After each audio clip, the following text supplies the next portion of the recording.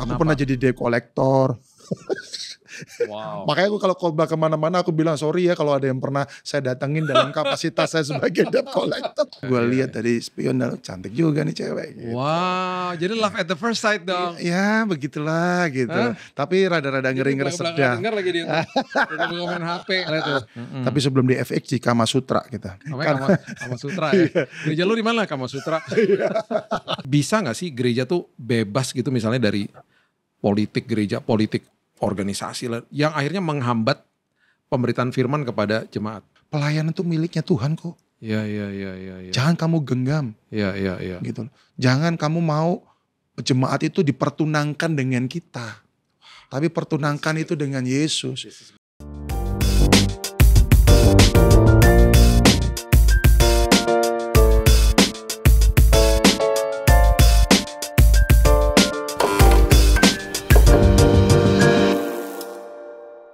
Sahabat Kopi, kembali dengan saya Billy Lantang. Di Billy's Coffee Table hari ini saya kedatangan tamu yang luar biasa istimewa. Namanya Pendeta Thomas Riwu. Yeay, luar biasa. Ganteng kan? Riwu itu orang apa? Riwu itu Kupang, Sabu, tepatnya Sabu. Sabu ya. Ya, jadi dari Kupang masih harus naik kapal lagi, ada juga pesawat sih. Gua akan pertama kali ke Kupang nanti bulan Agustus. Wah. Ada pelayanan pertama kali ke Kupang. Wow. Never. Udah pernah dong ke sana? Udah.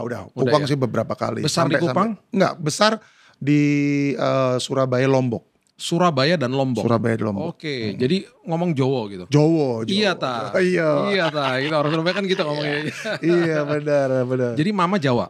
Mama Jawa. Mama orang Jawa. Mama Jawa. Papa dari Kupang ya. Papa dari Kupang. Oke. Makanya ada nama Riwu. Dari nama Riwu ya. Dan Thomas Riwu. Tapi pastinya dia tidak ragu-ragu karena dia sudah menjadi pendeta. Percaya. Luar biasa. Pendeta sejak kapan? Kalau dibilang pendeta sejak kapan? Mungkin bisa dibilang mulai dari tahun 98, 99. Itu tahun gue bertobat loh bro. Oh gitu ya? Iya. Wow. Gue bertobat tahun 98. Iya. Dan ya gue gak pernah jadi pendeta sih ya. Itu hanya sebutan orang aja. Gue gak pernah secara resmi gitu. Dan gue gak pernah mengembalakan gereja juga. Dan itu tahun dimana gue bertobat. Oke. Gue bertobat tahun 98. Adik gue juga bertobat tahun 98. Dia duluan sih. Jesse duluan terus gue. Terus kita mulai pelayanan di tahun itu. Berarti itu tahun yang luar biasa tuh. Itu tahun yang luar biasa. Tahun yang luar banyak biasa. Generasi yang dimenangkan di tahun itu loh. Betul. Salah satunya waktu itu ya saya ambil keputusan untuk melayani Tuhan di situ. Iya, tahun itu. Tahun 98. Sama 99, kita. Ya, sekitar segitu. Sama. Gue Agustus bertobat. Bulan Oktober 98 itu gue khotbah pertama kali. Pertama kali gue khotbah dan gue kebingungan. Karena gue disuruh khotbah 30 menit. Gue nulis skrip. Iya. Disuruh khotbah di yayasan keluarga sih. Jadi gue tau lah audiensnya ya. Masih muda-muda gitu ya. Yang nyuruh gue tante gue. Terus Bill kamu dapat waktu 30 menit. Terus gue tulis dong khotbahnya. Gue ngomong apa nih yang gue tulis gitu ya. Terus gue latihan di depan kaca. Gue khotbah. Dalam 10 menit selesai bro. Khotbah gue. Terus gue gini. Ntar besok 20 menit gue ngomong apa. Tapi di situ gue belajar gini. Ketika gue nervous, kan Tuhan yang take over ya. Tuhan yang bicara lah. Nah sejak itu sampai hari ini sudah 26 tahun, gue kalau nggak nervous gue justru gini. Gue kalau nggak nervous justru gue nervous. Jadi maksudnya gini, gue kalau khotbah harus nervous. Supaya gue tahu bahwa yang berbicara bukan gue. Jadi gue selalu bilang Tuhan saya gak bisa. Nah harus Tuhan, mau gue kuasain materinya apa segala macam itu jadi cuman sekedar pengetahuan, bukan sebuah pengalaman yang gue bagiin. Jadi gue harus nervous pokoknya gue bilang gitu. Jadi itu jadi pedoman gue sih untuk ngingetin diri gue aja sih. Sebetulnya sama aja sih Bung. Saya juga awal-awal dulu waktu disuruh khotbah juga belajar di depan kaca ngomong gitu kan. Terus sempat salah juga, sempat mau bikin joke-joke, tapi akhirnya aku sadar bukan aku dah. It's not me lah, jadi aku tapi terus belajar tapi hampir sama. Apalagi kalau disuruh khotbah di depan pemimpin kita, itu repot. Siapa mentor lo? Mentor yang sangat berpengaruh dan sampai sekarang masih terus jadi mentor. Bahkan kalau saya bilang itu bapak rohani buat saya adalah Pendeta Roni Daud Simeon dan juga Pendeta Nalawidya. Oh wow. Dua orang ini yang punya pengaruh kuat dalam hidupku. Iya. Berarti pernah pelayanan di Mataram? Ya, aku pernah pelayanan di Mataram bersama dengan Pak Roni. Aku panggil dia Baberon. Baberon, oke. Jadi dari Surabaya ke Mataram? Dari Surabaya ke Mataram. Oke, terus kemudian bisa ke Jakarta akhirnya? Bisa ke Jakarta karena jatuh cinta kepada satu orang wanita. Dan orang Jakarta? Dia orang Jakarta. Gitu. Kemudian ceritanya disuruh langsung pindah ke Jakarta sama gembala senior kami, Bapak Rohani juga lah buat kami, Pak Arifin gitu ya. Lu jatuh cinta sama suaranya apa sama orangnya? Jatuh cinta sama suaranya itu so pasti, tapi juga cantik banget. Wow, iya. Karena aku yang jemput dia pertama kali datang. Jemput di mana? Di bandara. Oh, dia datang dari Jakarta. Jadi ceritanya waktu itu Pak Roni gereja di Mataram bikin konser, panggillah ini artis ini gitu. Dari Jakarta. Aku tugasnya waktu itu adalah menjemput para pembicara tamu. Gue jemput lah ini cewek satu, gue lihat dari spion, cantik juga nih cewek. Gitu. Wow, jadi love at the first sight dong. Ya begitulah gitu. Tapi rada-rada ngeri-ngeri sedang. Dengar lagi dia tuh. Main HP tuh. Ya kayak gitu aja kita menikah terus diutus ke Jakarta. Iya. Gue spill dulu ya karena nanti bingung siapa sih istrinya. Dia pernah juga di sini, namanya Ibu Maya Uniputi. Suaranya gokil banget, keren banget, dan harus dengerin dia. Pokoknya album-albumnya luar biasa ya. Dan setelah itu pas ketemu langsung diminta nomor telepon atau gimana?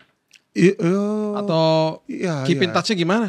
Habis itu? Yang jelas kan berarti lo hospitality dong. Iya, jadi kan? Pokoknya kemana-mana dia pergi saya yang antar. Oh, gitu. Ya udah otomatis mungkin dapat nomornya lah ya. Setelah itu dia pulang ke Bali karena dia stay di Bali. Akhirnya ya salah satunya kalau nggak aku datang ke Bali, aku lewat ini. Waktu itu kan masih pakai wartel, Bung. Jadi ngeliatin Argo di wartel. Sudah cukup. Terus lo pas menyatakan dia terima atau hard to get atau gimana ceritanya? Puji Tuhan waktu itu dia langsung terima sih pertama. Oh gitu ya? Itu sebetulnya bicara strategi aja. Asik. Kalau momennya tepat, strateginya pas dapet. Iya. Sekali nggak usah lama-lama. Gokil ya. Kan namanya Thomas. Gak ragu-ragu deh pokoknya. Yang percaya tuh Bu. Oh iya, Thomas yang percaya ini soalnya. Terus setelah itu selesai, terus akhirnya dengan proses akhir pernikahan pindah Jakarta. Iya, Jakarta. Jakarta, kita melayani di Jakarta. Terus kita dipercayakan untuk bantu di pastoral gereja. Kemudian singkat ceritanya kita diberi kepercayaan juga untuk bisa mengembalakan satu gereja anak muda kalau boleh dibilang ya di Jakarta. Waktu itu di FX. Tapi sebelum di FX di Kamasutra kita. Oke. Kamasutra nama tempat ya? Nama tempat. Iya. Horor banget. Namanya Kamasutra ya. Karena waktu gereja lu di mana Kamasutra? Itu sinode. Tahu deh pokoknya gereja gua aja deh Kamasutra pokoknya. Iya gitu. Di situ ya. Oke. Apapun tempat itu pokoknya dikasih ya. Inilah karena kesulitan juga untuk buka tempat, jadi mana yang dapat, yang bisa disewakan, kan nggak mudah juga cari lokasi ya. Pergumulan sebuah gereja itu kan masih kayak begitu. Memang kita tidak mudah, tetapi waktu itu juga kenapa kita ambil tempat itu adalah karena gembala senior kami juga, atau saya panggil tadi Baberon, dapat visi dari Tuhan untuk bawa gereja keluar, menjangkau yang tidak terjangkau.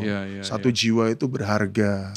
Jadi hanya ya kita harus gimana caranya membuat gereja ini bisa didatengin sama anak-anak muda yang dalam tanda petik mereka ini masih jatuh bangun, mereka masih struggle dalam hidup ataupun dalam pergumulan dalam dosa mereka. Yang tidak mau ke gereja yang konvensional. Betul. Maksudnya gitu. Yang pasti kalau ke gereja konvensional, waduh, apa gue diterima dihakimi, dihakimi. Kenapa ya masih ada stigma kayak begitu ya? Maksudnya sedih loh. Maksudnya kan harusnya gereja tuh jadi bengkel. Harusnya. Kenapa sampai hari ini tuh masih ada stigma, itu hanya perkumpulan orang-orang kudus aja dan gue kalau kesana gue takutnya ntar gue dihakimi. Nah itu dia. Itu kan berarti ada salah pengajaran, ada yang salah memberitahu kepada orang sehingga stigma ini muncul dan ini udah bertahun-tahun loh. Betul. Bertahun-tahun dari gua masih baru bertobat kali ya. Betul. Sampai hari ini nggak ada habis-habisnya gitu. Iya. Menurut Bung Thomas gimana? Pertama memang ada salah pengajaran bagi saya. Yang kedua adalah ketidakdewasaan gereja, terutama dalam hal ini pribadi-pribadi yang saya maksudkan itu ketidakdewasaan mereka sehingga mereka nggak siap menerima orang-orang yang berdosa.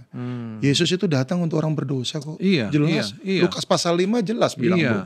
Aku datang untuk orang-orang berdosa. Iya. Iya kan, bukan orang sehat yang perlu tabib, kata Yesus. Iya. Jadi seperti itu. Iya. Makanya waktu itu kita memang cari tempat yang notabene bukan gereja secara konvensional gitu. Karena kita memang jangkau anak-anak yang terhilang, anak-anak yang ditolak oleh gereja, yang mungkin mereka mesti struggle dengan dosa mereka, mungkin dengan pornografi, dengan minum-minuman keras, dengan LGBT. Bahkan kita pernah waktu itu melayani satu anak yang sempat ya dipelihara, laki-laki tapi dipelihara. Wow. Dalam hubungan sesama jenis. Dalam hubungan sesama jenis. Wow. Gimana tuh akhirnya kisahnya tuh? Puji Tuhan sekarang dia bangkit. Wow.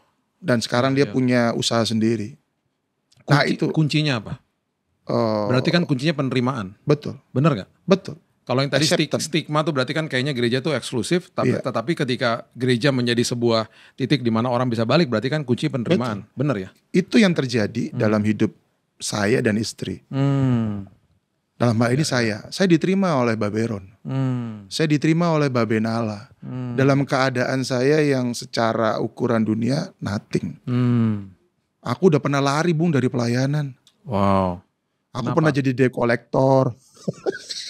Wow. Makanya aku kalau khotbah kemana-mana aku bilang sorry ya kalau ada yang pernah saya datengin dalam kapasitas saya sebagai debt collector. Serius? Di mana Jakarta? Di Bekasi. Oh iya? Iya, karena aku waktu itu kan di Mataram, Lombok. Gue lari pergi. Capek gue sama pelayanan. Oh gitu? Abis dari Mataram tuh ke Jakarta tuh karena pelarian? Enggak.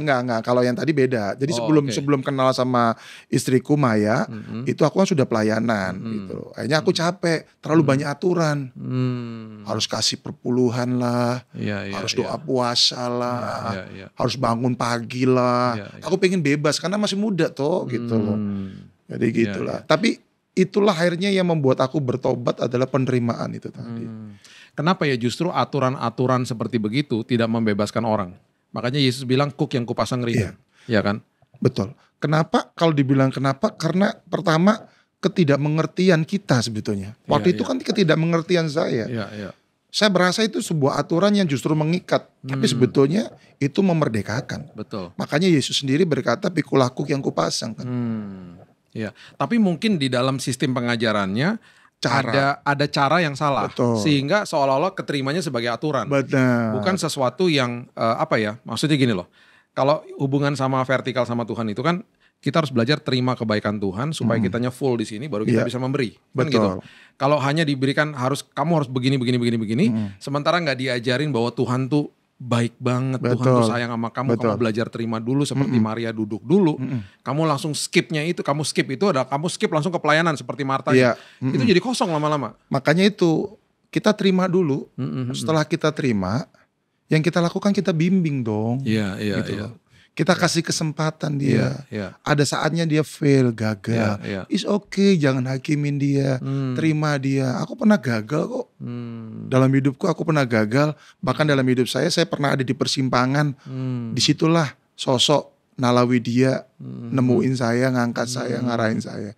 Kalau enggak, aku hilang. Wow. Disitulah aku diterima. Disitulah aku dibimbing. Aku jatuh, aku fail.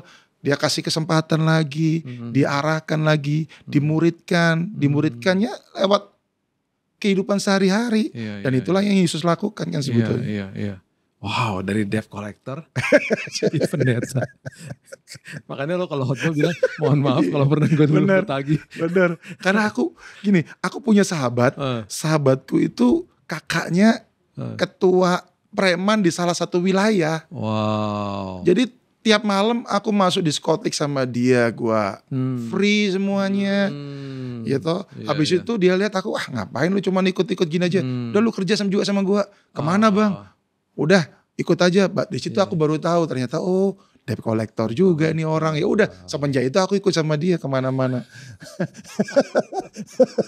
Seru nih. Ini seru. Nah, terus waktu masuk ke dalam sekarang kan berarti kan Bung Thomas nih ada sebagai pendeta di sebuah gereja. Gereja apa Bung sekarang? GBI Rock Citra Raya. GBI Rock Citra Raya ya di daerah Cikupa, Panongan. Panongan, Banten ya, Tangerang. Tangerang ya, berarti Kabupaten Tangerang. Ya. Oke.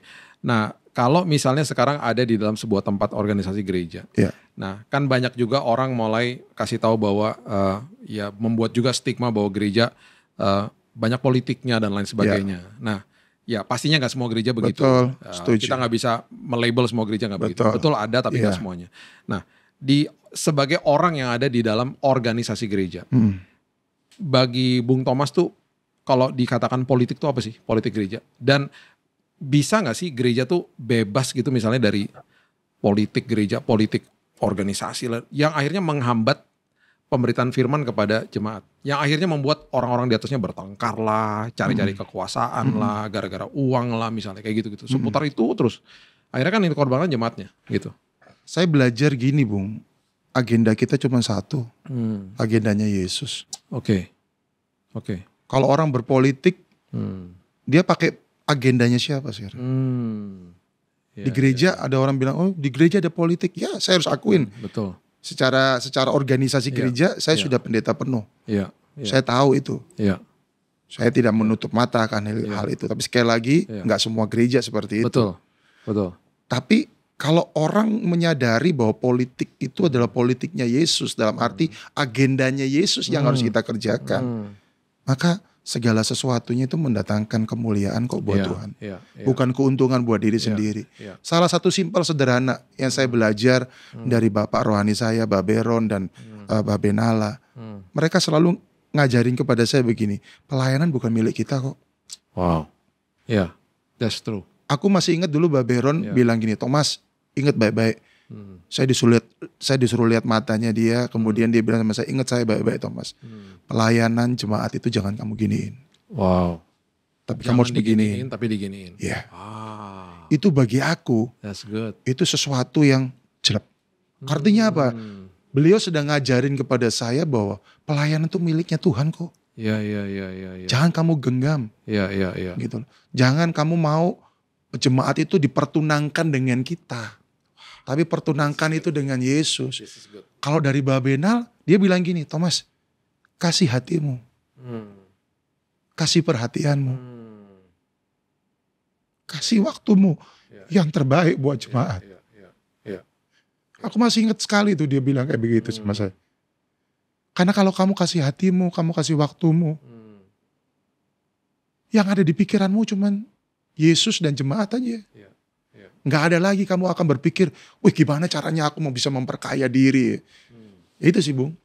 Dan aku bersyukur aku punya display yang luar biasa, yaitu mereka berdua. Iya, ini punya mentor yang hebat, jadi ngerti, jadi betul, paradigmanya bener. Gitu loh. Iya. Dan yang aku bersyukur banget aku punya istri yang luar biasa. Iya. Dia yang juga menjadi sebuah kayak seperti alarm buat saya juga untuk saya terus ada dalam menjalankan agendanya Tuhan. Tapi itu profound banget tuh kalimat itu. Jemaat jangan diginin tapi diginin. Dan berikan hatimu kepada mereka. Betul. Wow. Aku pernah satu waktu di mana aku benar-benar nggak mau ngelakuin dalam arti pelayanan keluar. Aku mau fokus ke dalam, benar-benar kasih waktuku semua di situ. Maksudnya nggak mau terima jadwal di luar, cuman mau fokus sama jemaat. Jujur Bung, kita hamba Tuhan salah satu berkat Tuhan ya lewat kita melayani kan. Iya. Salah satu berkat finansialnya adalah terima undangan pelayanan. Iya. Tapi di situ aku belajar ketika Mbak Bena bilang sama saya begini, kamu mau dikenal di luar atau dikenal di dalam? Kamu mau diterima di luar atau diterima di dalam? Iya. This is good. Makanya bagi saya ya cara untuk kita supaya nggak ada politik dalam pengertian yang negatif, kita lakuin agenda kerajaan Allah aja deh. Wow, kamu mau dikenal di luar, apa kamu mau dikenal di dalam? Siapa aja yang mau jadi gembala sidang harus ketemu sama dia nih. Ya. Baru ini baru bener. Ini bener nih. Ini bener banget karena dan itu semua tergantung juga dari mentor sih ya. Benar. Kalau mentornya ngawur jadi ngawur juga soalnya. Ini Bung Thomas nih diberkati banget bisa ketemu sama Babe Roni sama Babe Nala yang ngajarin prinsip kerajaan. Baik. Ngasih tahu kebenaran firman bukan sekedar hanya pengetahuan firman tapi ini loh caranya untuk ngadepin jemaat juga. Pergumulan paling berat selama pelayanan apa? Pergumulan jujur yang paling gak enak, paling ngeganggu dan paling buat lu down banget gitu tuh apa? Jujur. Ketika kita udah melakukan yang maksimal tapi dianggap itu nggak baik. Itu salah satu yang bagi saya berat. Iya. Itu berarti kita masih butuh untuk mau divalidasi sama manusia. Karena itu bagi kita memang penting juga sih ya. Betul. Untuk terima validasi dan akhirnya kita belajar bahwa itu hanya opini mereka yang bisa mengganggu kita akhirnya. Karena kita nggak bisa kontrol opini orang. Dan ketika saya harus memberikan kesempatan kepada mereka yang berdosa dalam arti mereka lagi struggle dalam dosa mereka. Ketika saya memberi kesempatan kepada mereka untuk mereka maju dalam Tuhan. Kemudian ada yang salah mengerti itu juga yang berat. Terus terang. Wow. Tapi bagi saya gak apa-apa. Karena sekali lagi saya pengen dikenal sebagai orang yang memberi kesempatan. Jadi udah mau beretikat buat baik tetapi dianggapnya salah. Dan ya gitu sih manusia ya. Sepertinya selalu akan menemukan kesalahannya aja. Benar. Dan kebaikan yang mungkin 100 biji gak diingat tapi kesalahan satu itu diingat selama-lamanya. Itu yang bahaya kan. Itu yang bahaya. Dan itu yang struggle bagi saya. Tapi saya sekali lagi bersyukur istriku luar biasa. Tapi bukankah itu semuanya adalah proses yang justru kita perlukan? Iya gak? Iya. Betul. Yang supaya juga membangun kita, karena kalau nggak ada gitu-gitu karakter kita juga nggak kebangun. Iya, kita semakin terbentuk juga. Iya. Jadi kita memang harus embracing momen-momen kayak begitu karena tanpa itu kita nggak bisa jadi dewasa juga sih sebenarnya kan. Betul. Iya, kan? Dari situ kita belajar memang lebih dewasa. Iya. Tapi itu momen-momen yang berat, Bung. Iya. Karena terus terang kadang-kadang kita gimana pun kita kan sebagai manusia kita nggak bisa sembarangan juga kita sharing. Kita mau sharing sama siapa nih? Sebagai hamba Tuhan, sebagai pendeta, sebagai gembala. Walaupun kita punya mentor ya, kita punya mentor, kita bersyukur. Tapi kan ada saat-saat di mana kita merasa alone sendiri kan. Iya. Nah di saat-saat itu kalau kita ngadapin situasi yang dua tadi yang berat itu, ya itu benar-benar kita harus. Berarti benar ya kata-kata banyak orang yang kadang-kadang banyak pemimpin tuh merasa lonely di atas. Iya. Karena mungkin ya di situ. Orang-orang yang ada di circle kita tuh orang-orang yang kita mentor dan lain sebagainya. Tetapi orang yang selevel sama kita tuh makin sedikit kan di atas. Betul. Dan itulah pentingnya mentor, iya kan, yang tadi kita sudah bicarakan. Nah, kadang-kadang juga mungkin mereka belum punya waktu buat kita jadi rasa lonely gitu di atas ya. Iya betul. Wow.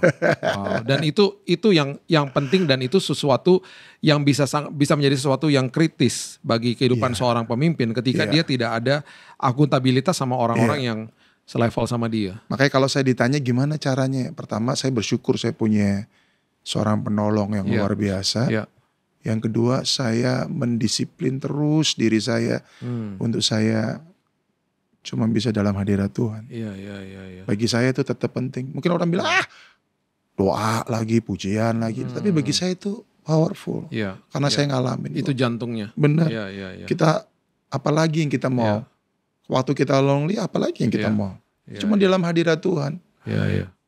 Di situ saya dikuatkan, di situ saya mendapatkan arahan-arahan dari Tuhan. Ya gitu, Bung. Tapi ini penting supaya kita mengerti bahwa betul ada stigma gereja menghakimi, betul.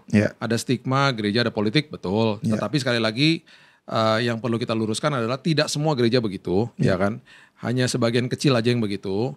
Dan untuk orang-orang seperti Bung Thomas ini yang perlu didengar adalah pendapatnya dari orang dalam. Karena gue nih gak di dalam organisasi. Jadi gue gak bisa ngomong. Gue gak punya pergumulan seperti itu. Gue gak punya pergumulan, gue gak punya jemaat. Gue berhadapan sama jemaat orang. Ya kan, jemaat gereja lain. Dan ya gue punya komunitas. Dan ketika gue sama-sama mereka, ya mereka juga hari Minggu juga punya gereja masing-masing. Ya kan. Nah dari sisi organisasi gue cuman tahu dari luarnya doang. Kan kalau Bung Thomas kan menghidupi di dalam gitu loh. Nah itu yang akhirnya perlu kita dengar supaya orang mengerti bahwa kalau masuk ke dalam sebuah pelayanan, apalagi menjadi pendeta, masuk ke dalam organisasi, betul ada politik. Itu kita harus tahu, dan kita juga harus justru berhati-hati karena kita tahu ada politik. Jadi ya seperti tadi tuh, prinsip yang tadi tuh, bahwa saya harus membuka hidup saya buat mereka, saya untuk kepentingannya mereka. Dan saya juga harus menjadi orang yang punya prinsip tidak begini, tapi begini. Jadi berarti kalau sampai ada satu jemaat pindah ke gereja lain karena kita begini, no problem. It's okay. No problem. Saya bilang di gereja, di tempat saya gembalakan, pintu terbuka kok. Kalau memang merasa nggak bertumbuh di sini, ini silakan. Tapi pintu juga terbuka untuk menerima kalian kembali. Wah. Terbuka untuk mereka pergi, terbuka juga untuk kapan saja mereka kembali. Itu yang dilakukan Roni Dao sama Nala Widya buat saya. Mereka nggak pernah tutup pintunya ketika saya pergi. Bahkan ketika saya ada apapun, ketika saya cari, mereka selalu kasih waktu juga buat saya. Iya. Apa yang Bung Thomas terima sekarang dilanjutkan kepada jemaat. Dan itulah pentingnya mentorship, dan itulah pentingnya orang yang mau belajar dan diajar, ya kan? Dan kita nggak akan pernah habis tuh waktu itu ya, belajar dan diajar terus tuh. Benar. Dan justru kayak begini nih yang menguatkan banget, karena seperti aku yang udah mondar-mandir sana sini, ketika mendengar prinsip kayak begini nih refreshing banget gitu loh. Refreshing banget karena ada orang yang sakit hati, pindah tempat lain, terus dia merasa bahwa lu curi domba gue dalam hati, kan gembalanya Yesus ya. Lu tuh hanya fungsional aja loh, lu gembala sidang ya. Gembala kan Yesus ya. Bahkan ada yang takut kalau ada gereja A yang lagi dibuka booming, takut. Takut ke situ. Kalau saya sih itu sangat takut. Justru saya akan berkata welcome, selamat datang. Selama gereja lu Tuhannya Yesus ya gitu. Iya. Tapi kalau gereja lu Tuhannya bukan Yesus, gue orang pertama yang gue akan tentang lu gitu. Iya, kadang-kadang orang tuh pindah ke gereja lain sampai orangnya tuh ngomong, lu ngambil jemaat gue dan lain sebagainya, seolah-olah kayak dia masuk ke gereja yang Tuhannya setan gitu. Iya kan. Jadi kalau selama itu masih belajar kebenaran dan orang itu memang musimnya udah berganti, ya why not gitu kan. Toh dia lebih maksimal. Saya juga belajar kok dari Baberon sama Babenal. Kalau orang lain lebih berhasil, lebih dipakai Tuhan, ikut senang aja. Iya. Karena nanti ada musim-musimnya Tuhan pelihara kok setiap gereja kan. Tuhan akan ya seperti itu. Kalau lu selalu buka pintu, nanti mungkin ada jiwa baru lagi yang datang ke tempat lu dan lain sebagainya. Karena musim berganti, orang juga move kemana-mana, ya kan. Dan itu yang terjadi Bung di tempat kami. Iya. Kalau kita lapang hati dan lain sebagainya, kita menjadi orang yang tidak menetapkan identitasnya di atas jumlah jemaat dan siapapun jemaat yang datang. Iya kan. Gue bertobat. Oh, lu bertobat juga dari situ. Gue bertobat. Harus ngalamin memang semua ya. Benar-benar tuh. Gara-gara Bung bilang tadi jumlah jemaat, gue bertobat itu. Karena awal-awal saya pelayanan di Jakarta, saya berdoa, Tuhan kasih jemaat sekian gitu. Ya jujur aja, salah satu ukuran kesuksesan yang dilihat sama manusia, kita sebagai gembala itu kan kalau kita punya jemaat, jumlahnya besar salah satunya. Tapi di situ aku bertobat. Iya. Justru dari Jakarta gue dipindah ke area yang secara daging manusia saya nggak mau. Tapi di situ saya dipindah sama Tuhan. Di situ Tuhan kasih jawaban.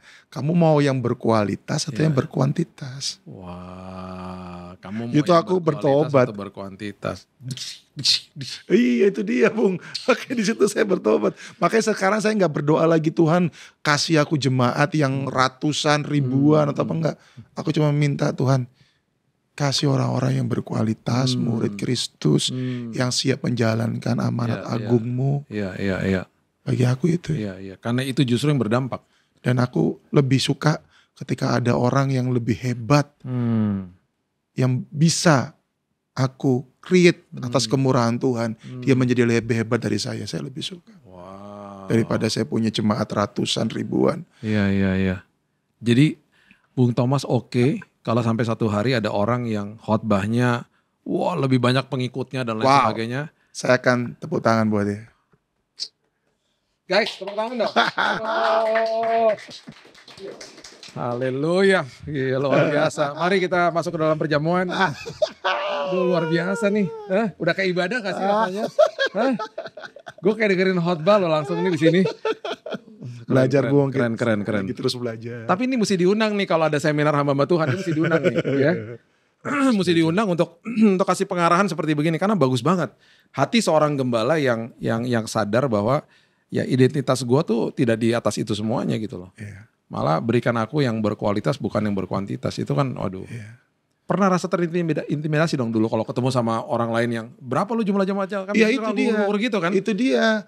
Karena bagi beberapa orang kan ukuran kesuksesan seorang gembala kalau udah punya gedung sendiri, punya jemaatnya ribuan, terintimidasi juga Bung.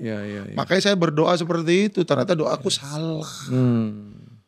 Ya aku ikut senang lah kalau ada si ini jemaatnya banyak, followernya lebih banyak, saya ikut senang. Tapi saya tahu Tuhan kasih kekuatan juga buat saya, yang itu nggak ada di orang itu kan. Karena semua pasti punya zona kekuatan masing-masing. Betul, makanya semenjak itu aku nggak terintimidasi lagi. Kalau dulu saya terintimidasi jujur, apalagi kalau ngelihat, kenapa dia yang diundang ya, kenapa bukan gue ya? Khotbahnya aja kayak begitu. Wow, sempat ngalamin gitu-gitu ya? Ngalamin Bung. Iya, harus ngalamin sih. Iya. Kita ngalamin lah, kalau ada yang nggak ngalamin, nggak tahu dia jujur apa enggak ya. Iya. Tapi kalau aku ngalamin terus terang, kenapa dia ya? Iya. Kenapa bukan gua? Kenapa bukan gua ya? Khotbahnya kayak begitu. Iya. Gua khotbah lebih sistematis. Iya. Gua lebih urapan gitu kan. Wah. Keren. Tapi kan ya kembali lagi kalau kita tahu kekuatan kita. Iya. Makanya tadi saya sempat bilang kan sama Bung di awal, saya sempat pengen khotbah tuh lucu gitu kan. Tapi it's not me. Saya khotbah seperti kekuatan saya sendiri aja. Guys, buat judulnya di thumbnail, kejujuran seorang debt collector. Gokil nih, keren banget nih. Gue demen. Nih keren banget. Tapi hebat sih, maksudnya ya kembali lagi Bung Roni sama Bung Nala, ya terima kasih nih udah mencetak pribadi yang luar biasa jadi dampak, dan dia akan mencetak juga pribadi yang luar biasa yang Amen. Dan ini semua dari semua pembicaraan tadi, gue bisa ngambil satu kesimpulan begini, ini semuanya bisa dilakukan dengan kerendahan hati. Haleluya. Kalau nggak ada kerendahan hati nggak bisa. Haleluya. Nggak bisa. Kalau ada ketamakan, ada kepentingan diri sendiri nggak bisa. Ini semuanya betul-betul dilakukan dengan kerendahan hati, bahwa seperti tadi Bung Thomas bilang, ini punya Tuhan bukan punya gua. Kalau prinsipnya dasarnya itu pelayanan ini punya Tuhan bukan punya gua, udah beres sudah. Itu semuanya akan kemana-mananya tuh akan bener gitu loh. Karena it's not about me, it's about God, it's about Jesus. Dan semuanya juga pastinya untuk kepentingan jemaat, itu yang paling penting. Soalnya konyolnya gini, kadang-kadang di organisasi yang atas ribut berantem, kasihan jemaatnya, ya kan. Mereka datang ke sana haus pengen belajar, yang di atas ribut berantem berkelahi. Jadi itu yang harus jadi fokus kehidupan kita. Dan ini gue dapat banyak banget hari ini. Sangat diberkati, dan gue berharap semua yang menonton, khususnya yang ada di dalam organisasi gereja, khususnya para hamba Tuhan, gembala sidang, yuk belajar untuk memiliki hati seorang hamba seperti Yesus yang Yesus ajarkan, dan ingat bahwa pelayanan kita ini punya Tuhan bukan punya kita. Dan ketika ada jemaat yang keluar, ingat yang tadi dikatakan, pintu selalu terbuka buat siapa yang keluar, siapa yang mau masuk. Kalau orang itu sendiri mau kembali lagi, terbuka buat dia. Jadi selalu yang namanya menjalin hubungan itu sangat penting. Amin. Sangat penting ya. Dan itu yang gue belajar hari ini. Bung, kasih tahu dong sama sahabat kopi. Yang mungkin hamba Tuhan yang lagi bergumul di sana, yang lagi bergumul dengan identitas. Dari tadi ini kita bicara soal identitas. Dan masih nyari-nyari dan lain sebagainya. Masih bahkan mempunyai prinsip yang salah. Ya, silakan Bung. Go ahead. Pertama, jadi seperti diri kita sendiri, sesuai dengan kekuatan yang Tuhan taruh di dalam diri kita. Dan layani agenda kerajaan Allah aja. Wow. Karena waktu kita melayani agenda kerajaan Allah, percayalah, agenda hidup kita Tuhan akan layani itu kok. Jadi semangat terus. Dan jangan pernah menolak mereka yang gagal. Karena hidup kita kan pernah gagal juga toh. Dan Yesus tidak pernah tolak itu. Jadi kalau ada yang gagal, tetap terima, bimbing, arahkan. Dan sebuah pertanyaan yang harus direnungkan. Silakan direnungkan sendiri-sendiri maksud saya. Adalah begini, kalau kita mati, apa yang mau orang tulis di batu nisan kita? Wow. Itu penting. Saya sudah dapat jawabannya, tapi sekarang izinkan saya juga memberikan pertanyaan itu kepada setiap orang, siapapun yang menonton ini. Apa yang akan orang tulis di batu nisanmu nanti? God bless. Wow, thank you bro, thank you so much. Sahabat Kopi, kembali share video ini supaya jadi berkat bagi banyak orang. Dan khususnya bagi kita yang ada di dalam pelayanan, khususnya ada yang mengerucut lagi bagi kita yang ada di dalam organisasi. Dan supaya kita mengerti bahwa semua ini punya Tuhan, kita hanya dititipkan sama Tuhan, jadilah pengelola yang luar biasa. Dan ingat yang tadi dikatakan sama Bung Thomas barusan, apa sih yang orang mau tulis nanti di batu nisan kita? Tinggalkan legacy, tinggalkan legenda, nama baik, dan tinggalkan sebuah pengajaran dan bahkan sebuah warisan yang luar biasa, yaitu kebenaran firman. Lewat tindakan, sikap, dan juga hati kita yang dimiliki oleh Tuhan sendiri, yaitu hati hamba. So, until next time, jangan lupa subscribe, like, dan juga follow IG, TikTok, dan juga YouTube Bill's Coffee Table. Sampai yang berikutnya, God bless you.